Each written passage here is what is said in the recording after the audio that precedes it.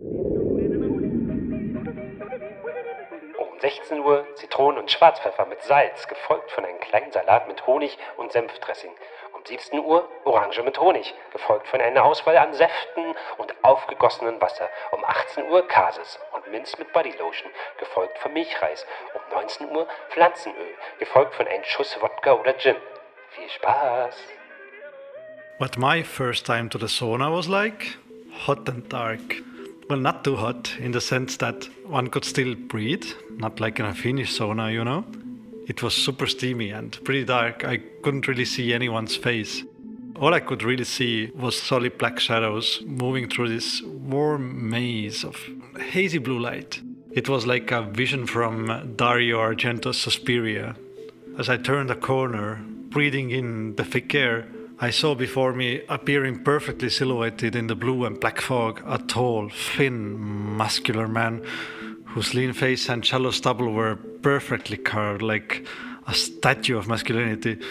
My eyes wandered down his perfectly chiseled torso, catching a glimpse of his beautifully plump, thick cock, before floating back up to his face, where I could see that he was rigorously investigating me as well. That blue glow was able to illuminate just the center of his eyes, and for a few moments we stood there, trying to read intentions, study desires. My bright blue eyes were focused on him with a cool, patient hunger, and in response I saw his dark eyes relax into a submissive void of compliant desire. With only this subtle gesture of consent, I took his thick cock into my hand and pulled him into a dark corner of the maze, where I quickly flipped him around so I could feel his luscious, muscled ass and finger his wet hole. I spit in my hand and wet my cock, which was already hard from the stimulation of his submission.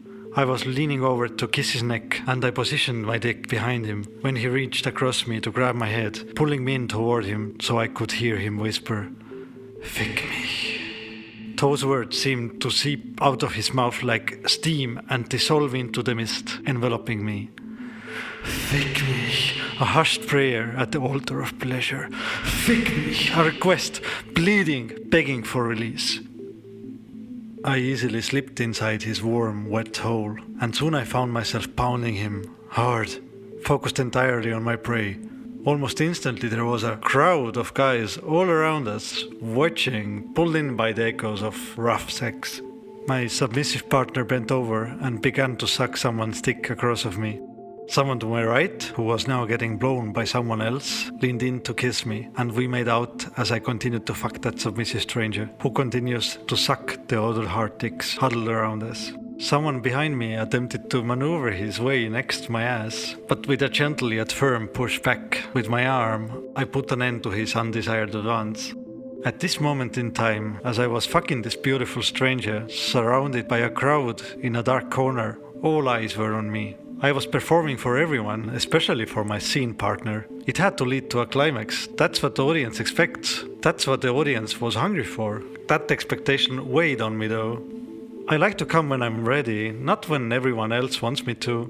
For a few minutes, I simply enjoyed the pleasure of pounding this hungry ass, putting on a show.